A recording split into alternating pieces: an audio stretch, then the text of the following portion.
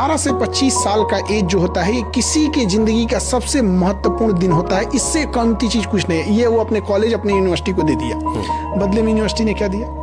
आपने तो उससे जिंदगी का सब कुछ छीना, बदले में फोटोबाजी, हवाबाजी, कुछ नहीं। अगर ग्रेजुएशन करके निकल रहा है कोई 25-30 हजार की नौकरी नहीं कमा रहा है ना, तो कहते हैं आग लगा दे ऐसा व्यवस्था के ऊपर। बट आज 70% कॉलेज ऐसे ही है, वो किसी काम के नहीं है यहाँ पे। आप 4 साल रख के उसको कुछ नहीं सिखा पाए। हाँ, सही बात है। हाँ, आपके पास स्किल्ड ही नहीं है यहाँ पे। आप उसको एडिटिंग तक नहीं सिखा पाए। आप उसको बेसिक किसी फील्ड में देखिए कहीं पे भी। तो हमको ये नहीं समझ में आता गया किस लिए था यूनिवर्सिटीज में।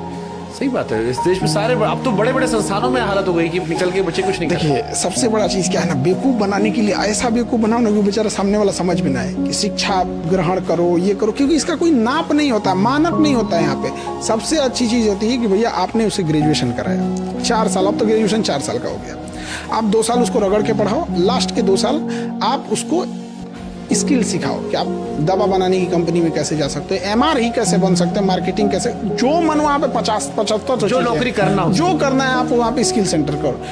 उसके बाद जब वो हो जाए तो लास्ट का 6 महीना आप उसको फील्ड में उतारो कि अब तू कमा के दिखा, उतना कमा के दिखा। तो मार्क्स जो होता है जिसे हम लोग प्रैक्टिकल में नंबर देते हैं, तो उसमें भी उसको नंबर मिलना चाहिए कि हाँ भैया तुमने इतना कमा के दिखाया है, तुमने इतना बिजनेस करके दिखाया है। महफिल भी रोएगी, हर दिल भी रोएगा, डूबेगी कश्ती मेरी तो साहिल भी रोएगा। इतना प्यार बांटूंगा इस दुनिया में ऐ मेरे दोस्त कि मेरे मरने के बाद मेरे आशिक तो क्या मेरा कातिल भी रोएगा। कहा जाता है कि मेरे नसीब में एक भी गम न होता अगर मेरी तकदीर लिखने का हक मेरी माँ को मिला होता।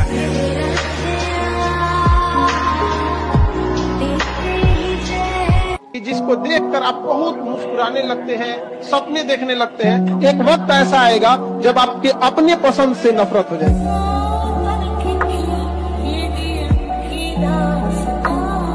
जिन्ना ने देश लिया उससे ज्यादा खतरनाक था कि जिस तरीके से उसने देश लिया। और जब देश आजाद हो गया, मतलब विभाजन हो गया, तो मुस्लिम लीग ने कहा कि हमें अपना मुल्क मिल गया। तो उसने डांटा था मुस्लिम लीग और कहा था कि इतिहास याद रखेगा, मुस्लिम लीग ने देश अलग नहीं किया, जिन्ना के ताकत से देश अलग हुआ। और गुजरातियों को अंडर एस्टिमेट नहीं करना चाहिए। जिन्ना भी गुजरात के थे, बहुत तेज दिमाग के होते हैं। जीना भाई ठक्कर, मतलब वो ठक्कर जाति से, मुस्लिम नहीं था जिन्ना, उसके दादाजी मुस्लिम नहीं थे। जेना भाई ठक्कर थे, ठक्कर जाति से। मछली का व्यापार करते थे, तो शाकाहारी लोगों ने उन्हें बाहर कर दिया, भागो यहाँ से। तो मुंजा भाई ठक्कर का बेटा हुआ जेना भाई ठक्कर, और जेना भाई ठक्कर का बेटा हुआ मोहम्मद अली जिन्ना, और ये इस्लाम धर्म अपनाया था।